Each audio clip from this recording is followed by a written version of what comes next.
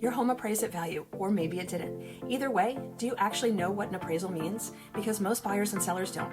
When you're buying a home with a mortgage, the lender is the one that orders the appraisal. The appraiser isn't working for the buyer or the seller. They're hired to provide an independent opinion of value and help the lender determine whether the home supports the purchase price. A lot of people think appraisers simply take the square footage of a home and multiply it by a price per square foot number.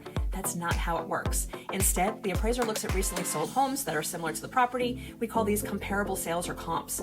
Then they start digging into the details. Is one home larger than the other? Does one have a finished basement? Has the kitchen been updated? Does it sit on a cul-de-sac, back up to a busy road, or have a private wooded lot?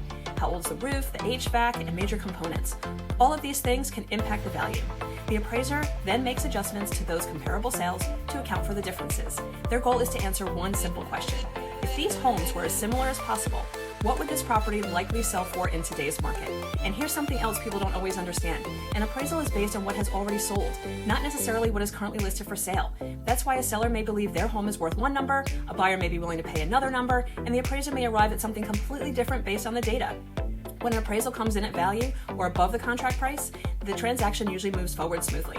But if it comes in low, that's when buyers and sellers may need to renegotiate, challenge the appraisal, or come up with another solution. The bottom line is this: the contract price is what a buyer agrees to pay, but the appraisal is what the lender believes the home is worth based on the market evidence. That's why pricing a home correctly from the beginning and understanding the comparable sales is so important.